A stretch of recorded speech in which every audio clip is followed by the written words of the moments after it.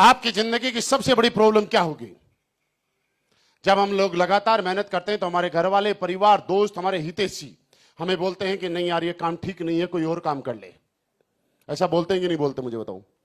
दोस्त, आपको एक चीज मैं बताना चाहता हूं, या तो आप बात मानना या मत मानना, लेकिन एक चीज बताना चाहता हूं। आज के बाद अपने माँ बाप, भाई बहन, परिवार, दोस्त, रिश्तेदार, उनसे जितना प्यार, मोहब्बत, सम्मान जितना आज से पहले करते थे, उससे ज्यादा करना आज के बाद मेरे कहने से। लेकिन जिंदगी में सब कुछ उनको देना, हर चीज का हक देना, लेकिन एक हक कभी मत देना, और वो हक ये है कि AWPL के अंदर आप अगर कामयाब होते हैं तो उनको सलाह देने का हक गलती से कभी मत दे देना साहब। अगर AWPL में सक्सेस होने का हक आपको अगर किसी को देना है तो एक आदमी को, और वो आपके लाइन ऑफ स्पॉन्सर में आपका एक्टिव अपलाइन होना चाहिए, वो आपका सक्सेसफुल अपलाइन होना चाहिए। इसके अलावा किसी माइक के लाल को हक मत दे देना कि वो आपको सलाह दे सके। दोस्तों, ये गलती कभी मत करना। हम लोग गलती क्या करते हैं? मेरे पड़ोस में कोई बड़ा रईस बैठा है, पैसे वाला है, उससे मैंने सलाह ले ली। मेरे दोस्त रईस फैक्ट्री का मालिक हो सकता है, क्या वो ये बता सकता है कि लोगों को कैसे जोड़ा जाएगा? कोई रईस है जिसकी बहुत बड़ी होटल है, होटल का मालिक है, 5 स्टार होटल का, क्या वो आपको ये बता सकता है कि ब्रोंज कैसे बना जाता है? कोई कुछ भी होगा, आपको ब्रोंज से ब्रांड एम्बेसडर बनने का रास्ता सिर्फ इन लोगों के अलावा और इस दुनिया में कोई दिखा नहीं सकता साहब। ये हक सिर्फ आप अपने पास रखना और किसी को मत देना। और मैं आपको बताऊं कि नेगेटिव होने वाली चीजें, किसी को सफलता जल्दी मिलती है तो किसी को लेट भी मिलती है, लेकिन याद रखना, सक्सेस जितनी देर से मिलती है ना उतनी ही परमानेंट होती है। जितनी जल्दी मिलती है वो टेम्परेरी होती है। ये उसी फसल और उसी पेड़ की तरह है कि जो फसल 3 महीने में पक जाती है, 3 महीने के बाद हमें दोबारा से मेहनत करनी पड़ती है उसके लिए।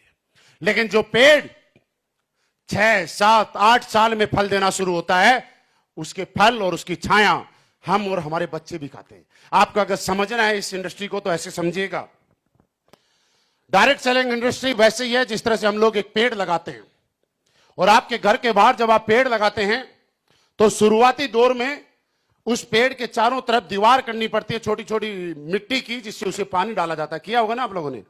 उसके बाद भेड़, बकरी, कुत्ता, गाय, भैंस, उनसे बचाने के लिए लकड़ियां लगानी पड़ती हैं। बारिश से बचाने के लिए भी आपको बचाना पड़ता है, सर्दी से भी उनको बचाना पड़ता है, किसी बोरी से आप ढक देते हैं, ऐसा किया होगा ना। गर्मी में, सर्दी में, बारिश में, सबसे आपने उसको बचाया होगा। गाय भैंस से बचाया, केर की, जब उसमें कीड़े लगने शुरू हुए तो आप कीटनाशक दवाइयां लेके आए और उसकी जड़ों में आपने डालने का काम किया, उसकी पत्तियों पे आपने स्प्रे करने का काम किया। 3 साल, 4 साल, 5 साल तक ये लगातार आपने प्रोसेस फॉलो किया। 5 साल के बाद जब वो पेड़ बड़ा हो गया तो आपको उसमें पानी डालने की जरूरत नहीं है, क्योंकि उसकी जड़ें इतनी मजबूत है कि अगर 1 साल लगातार भी बारिश नहीं आएगी तो वो अपने दम पे खड़ा रहता है कि नहीं रहता। उसके बाद उसको किसी भी, ना बारिश से बचाने की जरूरत, ना गर्मी से, ना सर्दी से, क्योंकि वो तना, पेड़, उसकी टहनी इतनी मजबूत हो चुकी है कि वो हर चीज को बर्दाश्त कर सकता है, सहन कर सकता है। और उसके बाद पहले हम उसकी केयर करते थे, पहले हम उसको बचाते थे, पहले हम उसका ध्यान रखते थे। अब वो पेड़ इतना बड़ा हो गया कि अब वो हमारा और हमारे परिवार का ध्यान रखता है। जब बारिश होती है तो हम और हमारा परिवार उस पेड़ के नीचे होते हैं तो हमें बारिश से बचाता है। जब सर्दी होती है हम उसके नीचे चारपाई लगा के सोते हैं तो हमें सर्दी से बचाता है। जब गर्मी होती है और दोपहर में हम लोग वहां बैठते हैं तो वो पेड़ हमें गर्मी से बचाता है। जब हमें भूख लगती है तो उसके फल लगते हैं और हमें भूख से बचाता है। 4 साल उस पेड़ की केयर हम लोगों ने की। हम लोगों ने उसको बारिश से भी बचाया, कुत्ते बिल्ली से बचाया, भेड़ बकरी से बचाया, और 4 साल के बाद अगले सालों सालों तक वो पेड़ अपना कर्जा चुकाता है और वो जिंदगी भर के लिए हमें और हमारे परिवार को बचाने का काम करता है कि नहीं करता। ये इंडस्ट्री भी वैसी ही है। 4 साल तक आप लोग केयर कीजिएगा यहां पे, अपने टीम की, अपने आप की। यहां पे भी मैंने बोला गाय भैंस, कीटनाशक दवाइयां, कीटनाशक कीड़े, आपको नेगेटिव करने के लिए बहुत सारे सक्सेसफुल लोग आपको मिलेंगे, क्योंकि आप जिनकी बातें सुन के अगर नेगेटिव हो जाते तो मैं उनको सक्सेसफुल ही बोलूंगा। ऐसे ऐसे सक्सेसफुल लोग मिलेंगे, आपको मिलते होंगे। मैं कई बार फ्लाइट में जाता हूं, कई बार एयरपोर्ट पे बैठा रहता हूं, कई लोग खाली टाइम के अंदर बात कर रहे होते हैं, यार ये सरकार तो बड़ी बेकार है, क्या हालात कर दी अर्थव्यवस्था की, संभाले अर्थव्यवस्था नहीं संभल रही है, कितनी अर्थव्यवस्था बढ़ गई, खराब हो गई, महंगाई किस कदर बढ़ रही है। इन लोगों ने तो पिछले 8 साल में देश को बर्बाद करके रख दिया। शाम को पता चलता है भाई साहब के पास आलू लाने के पैसे नहीं है। सुबह जो दाल बनाई थी ना, वो शाम को थोड़ी गाढ़ी हो गई, तो वाइफ को बोलता है एक काम कर, उस दाल में थोड़ा पानी डाल और दोबारा से गर्म कर। जब घी को गर्म करना होता है तो गैस पे नहीं करता, दोपहर में 1 बजे घर के बाहर रखता है, धूप से गर्म कर रहा है गैस बचाने के लिए। उसको यह नहीं पता कि तेरे घर की अर्थव्यवस्था कैसी है, तेरे बच्चों की फीस टाइम पे जा रही है कि नहीं जा रही, तेरे टाइम पे कपड़े आ रहे हैं कि नहीं आ रहे।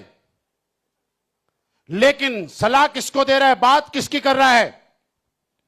इन लोगों से देश नहीं चलता। मेरे दोस्त, ऐसे सलाहकार हर आदमी को पर डे कहीं ना कहीं मिलते हैं, हमें भी मिलते हैं। कई लोग पुराने जब मिल जाते हैं हमें बोलता है आप क्या कर रहे हो, मैंने कहा वही काम कर रहे हैं। बोले इतने साल से वही कर रहे हो। मैंने कहा और क्या करें। बोले यार वही वाला जिसमें जोड़ने वाला काम होता है। मैंने कहा हाँ। बोला यार एक काम कर। मैंने कहा बता भाई, अभी की बात बताऊं, अभी भी मिलते हैं ऐसे समझदार लोग। बोला अब पैसे तो बहुत आ रहे हैं। मैंने कहा बहुत आ रहे हैं। कमा भी बहुत लिए। मैंने कहा बहुत कमा लिए। या साथ साथ में कोई दूसरा बिजनेस शुरू कर लो, इस बिजनेस का भरोसा नहीं है। हाँ, किसको सलाह दे रहा पता है, टूटी फूटी बाइक लेके आया है, दहेज में मिली हुई, आज तक उसमें तेल के अलावा दूसरी चीज नहीं डाली, और वो भी मजबूरी में डाली क्योंकि बिना तेल के चलता नहीं।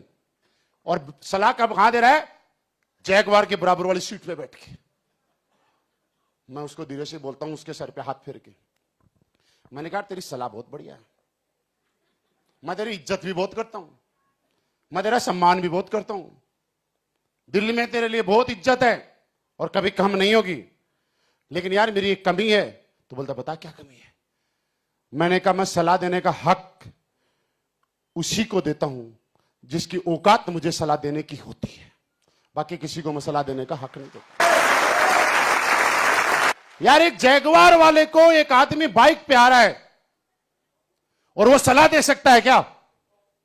यही मैं बताना चाह रहा हूं दोस्त, फर्क इस बात से नहीं पड़ेगा कि आप ब्रांड एम्बेसडर बने हो कि नहीं बने, फर्क इस बात से पड़ेगा कि आपके दिमाग ने सोचा कि नहीं सोचा।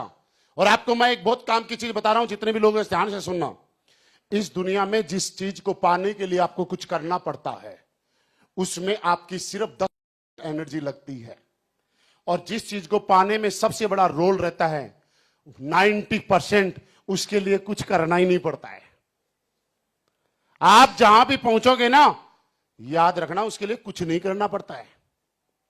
तो आप बोलो करना क्या पड़ेगा, बता दूं, जानना चाहते हो ना, लेकिन बताऊंगा तब जब इस बात को लगातार आप याद रखोगे। यार रखोगे। उस चीज को पाने के लिए सोचना पड़ता है। आप आज इस हॉल में आए हो, इस हॉल में अभी बैठे हुए हो, आपका रोल मात्र 10% है। 90% रोल इस बात का है कि आपके दिमाग ने यह स्वीकार किया, यह एक्सेप्ट किया कि मुझे इस हॉल में कल जाना है। इस बात का ही सबसे बड़ा रोल है, आपका आने का कोई रोल नहीं है साहब। क्योंकि आपका दिमाग अगर यह स्वीकार नहीं करता कि मुझे हॉल में जाना है, तो आप आज का टाइम कहीं और दे चुके होते। आप प्लान देने भी जा सकते थे, रिश्तेदारी में जा सकते थे, बर्थडे में जा सकते थे, या घर में सो भी सकते थे, लेकिन आपने ये काम नहीं किया। इसका मतलब आने में जो रोल है वो आपका नहीं है। आने में जो रोल है वो आपके थॉट प्रोसेस का है, आपके दिमाग ने स्वीकार किया। वैसे ही मैं बोलता हूं, यहां पे जब